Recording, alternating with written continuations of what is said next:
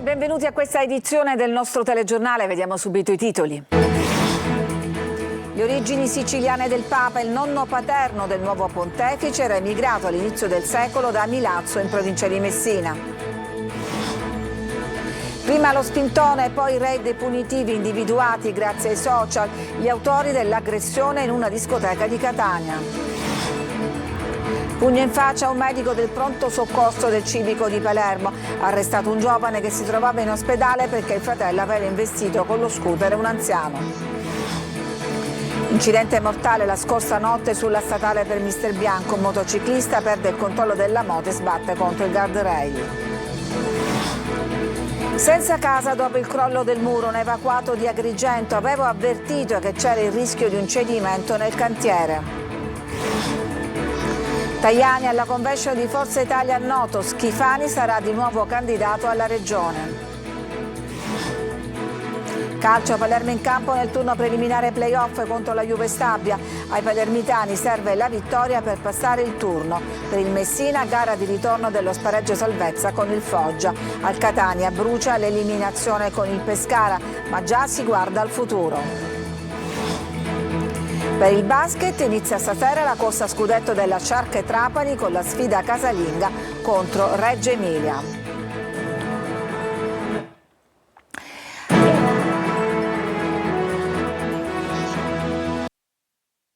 E allora iniziamo il nostro telegiornale. Il nuovo Papa è di origine siciliana. Si è scoperto che il nonno paterno emigrò all'inizio del secolo dalla provincia di Messina. Lo dice una ricerca confermata poi dall'archivio del comune di Milazzo. Francesco Triolo.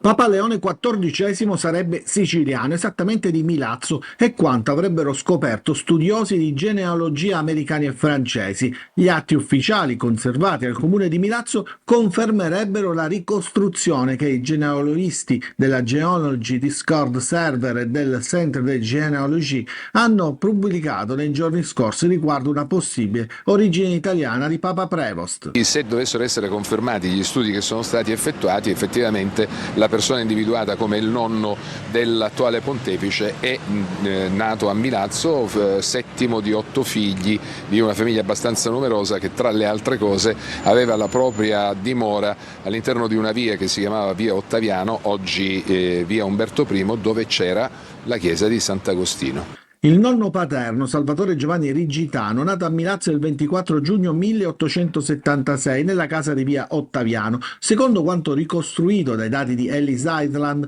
il nonno del pontefice emigrò in America nel 1904. Lì diventa John, conobbe Susanna e poiché era sorto un caso, visto che era già sposato, decise di cambiare cognome in Prevost, il cognome della madre e la nuova moglie. Intanto aveva iniziato a insegnare lingue, italiano incluso, e proprio al suo lavoro si lega la chiave di questo giallo, un annuncio pubblicitario di un tale Rigitano Prevost sul Chicago Tribune del 6 maggio del 1934. Nel 1940 poi è lui stesso a dichiarare, come richiesto dalle autorità, di non essere cittadino americano, di chiamarsi John Rigitano Prevost, ma di essere arrivato negli Stati Uniti con il nome di Salvatore Giovanni Rigitano. Mi auguro che dovesse essere tutto confermato, attraverso la segreteria di Stato Vaticano si possa addivenire anche ad un minimo di incontro con la comunità milazzese.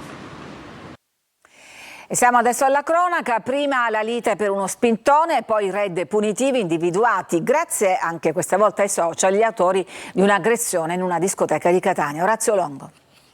Quando il social diventa strumento di indagine, usano Facebook, Instagram e TikTok non per registrare balletti o pubblicare selfie, ma per individuare ed eseguire una misura cautelare nei confronti di 2 persone. La polizia di Catania, su disposizione della procura distrettuale, ha sottoposto all'obbligo di dimora e di presentazione giornaliera in commissariato, con divieto di allontanamento notturno dalla propria abitazione, 2 giovani di 26 e 27 anni ritenuti gli autori di un'aggressione avvenuta in una discoteca il 21 aprile del 2024. Eccole le immagini di quella sera, l'aggressione che aveva avuto come pretesto una discussione con una ragazza per una involontaria spinta sulla pista da ballo era iniziata all'interno della discoteca, interrotta prima dello scontro fisico vero e proprio dall'addetto alla sicurezza. I 2, una volta allontanati dal locale, come animati da un sentimento di vendetta, insieme ad altri soggetti organizzano una sorta di spedizione punitiva, armandosi di tondini di ferro divelti da una pista ciclabile, pronti a colpire le vittime intente ad uscire. Nella ricostruzione dei fatti operata dagli inquirenti, utilizzando anche immagini di videosorveglianza, e riconoscimenti fotografici, sembrerebbe che l'aggressione si sia svolta in due fasi tra le 2 e le 3 di notte, la prima in danno di un ragazzo afferrato per la maglietta, poi strattonato e colpito con schiaffi e pugni, la seconda un'ora dopo all'esterno del locale con spranghe in metallo in danno anche di altri 3 soggetti che erano insieme alla vittima. I social hanno consentito di comparare i soggetti ripresi dal sistema di videosorveglianza con quelli postati sui profili. I due sono ritenuti responsabili in concorso tra loro di lesioni aggravate da futili motivi, dall'avere posto in essere il fatto da parte di più persone riunite e con armi improprie.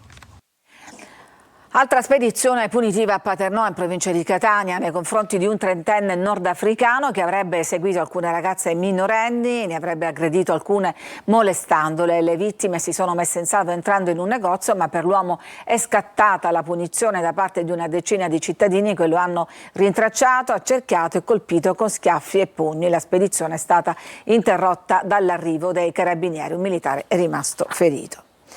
E ancora violenza negli ospedali siciliani. Un medico del pronto soccorso dell'ospedale civico di Palermo è stato aggredito. Ci racconta tutto Marco Gullà. Ancora aggressioni, ancora violenza negli ospedali siciliani. Un nuovo grave episodio è successo la scorsa notte all'interno dell'ospedale civico di Palermo. Un giovane palermitano di 21 anni è stato arrestato dai carabinieri con l'accusa di lesioni gravissime e interruzione di pubblico servizio dopo aver colpito con un pugno al volto un medico in servizio al pronto soccorso.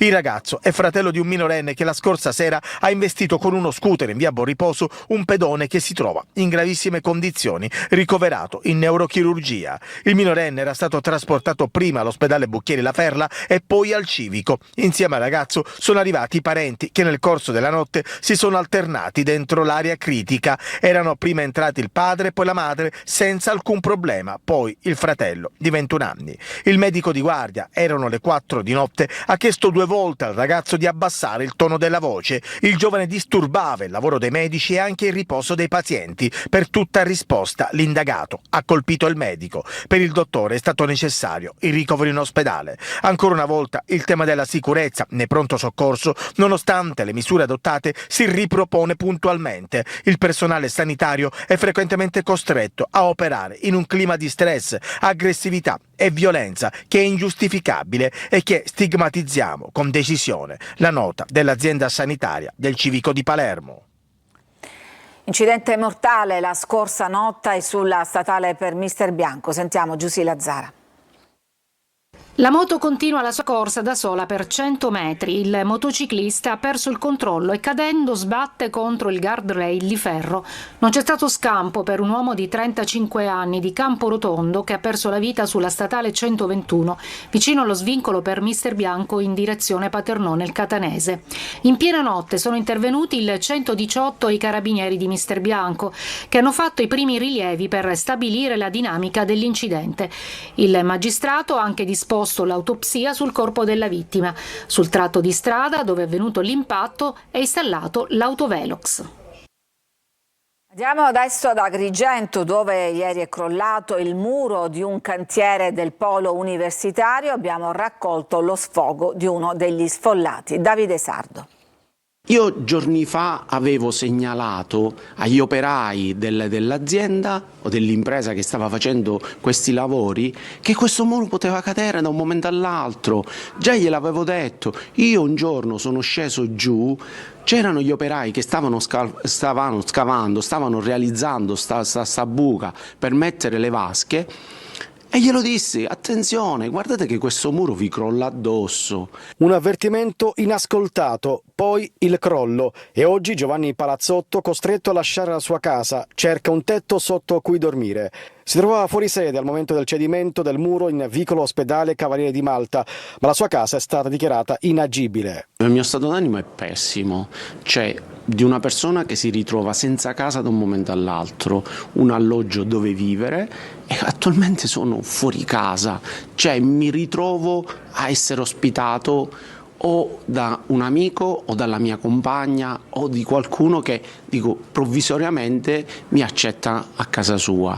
Io avevo il mio alloggio, la mia casa e ora non ho più niente. Prima del crollo del muro che faceva parte del cantiere del polo universitario, l'allarme è ignorato e ora tra le macerie resta la rabbia di chi aveva visto tutto arrivare. Io stamattina sono andato a fare anche una denuncia perché ho esposto i fatti come sono stati. Tra l'altro io mi lamentavo dei rumori, mi lamentavo delle vibrazioni, mi lamentavo delle polveri, ma guardi, il problema è che qua lo lavoravano in barba a tutte le autorizzazioni, a tutti i decreti, lavoravano proprio alla carlona. Schifani ha governato bene, così il vice premier e segretario di Forza Italia Antonio Tajani alla convention del partito in corso a Noto. Sentiamo Francesco Aloi. Ha governato bene, è un uomo di grande esperienza, grandi risultati, cresce nei sondaggi, quindi è giusto che continui a fare presidente della regione. Quindi centrodestra unito? Assolutamente sì. Schifani candidato alle prossime regionali. La conferma arriva direttamente da Antonio Tajani. Il vice premier è in Sicilia, però in veste di segretario del suo partito, e dalla convention di Forza Italia, Noto, rinnova il suo totale sostegno a Schifani e condivide la linea per contrastare la siccità nell'isola. Ieri sera ho parlato con il presidente Schifani, era soddisfatto perché si stavano riempiendo gli invasi grazie alla pioggia che c'era stata, quindi dobbiamo lavorare, il governo aiuterà certamente il governo regionale che mi pare che stia facendo molto bene in questa direzione. La regione intanto ha detto no alla proposta di WeBuild sui nuovi dissalatori, progetto troppo costoso, ma da Palazzo dei Normanni assicurano che entro 60 giorni ne saranno attivati 3, a Trapani, Gela e Porto Empedocle. Non si possono fare spese che gravano troppo sui cittadini e quindi questo è il motivo per il quale è stato risposto di no, ma che è soltanto una scelta tecnica, non di tipo politico. Ma in Sicilia, oltre alla siccità, c'è il problema della sanità. Credo che entro la fine di questa legislatura regionale le cose andranno meglio. La sanità siciliana sarà al centro della nuova puntata del Punto, l'approfondimento in diretta oggi dopo il TG a partire dalle 14.30, condotto da Luca Ciliberti che ci ha raggiunto, e proprio oggi anche Luca abbiamo dato conto dell'ennesima aggressione in ospedale. Esatto, siamo proprio sull'attualità perché continuano le aggressioni, sono costanti, frequenti e queste aggressioni generano un clima di sfiducia dei medici, dei sanitari e di tutto il comparto proprio in questa sanità che in questo momento è veramente sotto la lente di ingrandimento dopo tutti gli scandali che abbiamo raccontato anche attraverso il telegiornale. Quindi la sanità siciliana dalla parte dei medici questa volta, ritorniamo sulla questione sanità, racconteremo storie di aggressioni perché anche queste ovviamente fanno parte del racconto della cronaca, ma cercheremo di capire se medici, infermieri, la politica hanno delle soluzioni a breve, medio e lungo termine per risolvere questa questione. Poi ovviamente la politica, abbiamo visto Tajani a Noto, ci collegheremo con Noto, con la convention di Forza Italia, perché proprio alla convention di Forza Italia tra i tanti partecipanti c'è anche l'assessore alla sanità Daniela Faraoni. Grazie Luca, ricordiamo dopo il TG e domani in replica alle 14 su Antenna Sicilia. Ci fermiamo adesso, c'è una pausa, torniamo dopo con altre notizie.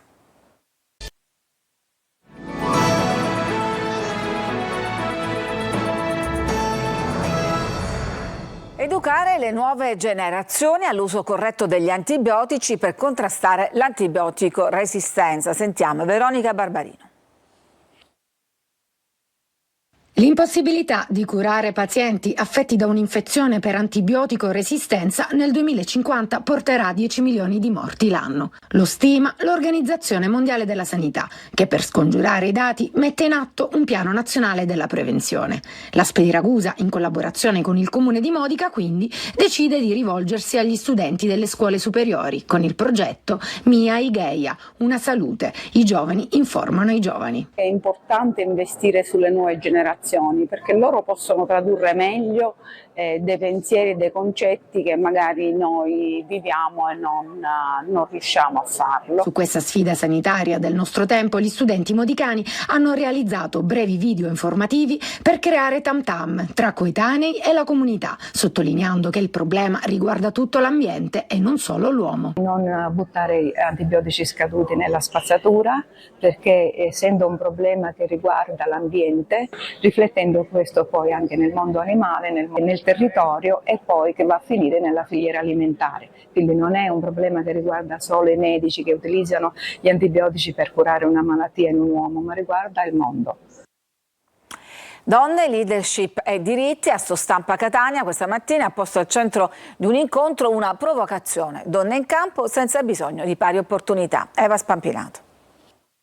In Italia le donne studiano di più, si laureano prima e con voti più alti rispetto agli uomini, ma quando si tratta di potere qualcosa si spezza. È quanto emerge dal report 2025 Sesso e Potere, un'indagine che squarcia il velo su una realtà ancora profondamente ineguale. Se in qualche modo pensavamo che le donne avessero preso il sopravvento rispetto agli uomini in quelli che sono gli ambienti decisionali, questo report ci dice che assolutamente non è così. Se ne è parlato oggi durante un incontro su donne, leadership e diritti promosso da Sostampa e dalla Commissione Pari Opportunità e di Genere del Sindacato dei Giornalisti. Un appuntamento per riflettere sulla realtà professionale femminile in Italia, dove nonostante il merito e le competenze, le donne restano spesso ai margini del potere. Su 135.000 posizioni di potere, solo il 35% è ricoperto da donne. Solo il 20% delle università italiane, ad esempio, ha un rettore donna. Se poi prendiamo l'ambito del giornalismo, i quotidiani abbiamo solo 2 direttrici su 15.000 donne che lavorano nell'ambito del giornalismo. Qual è il passo più importante da compiere per trasformare il talento femminile in reale leadership? Certamente occorre un passo culturale verso la fiducia nei confronti delle capacità delle donne di affermarsi.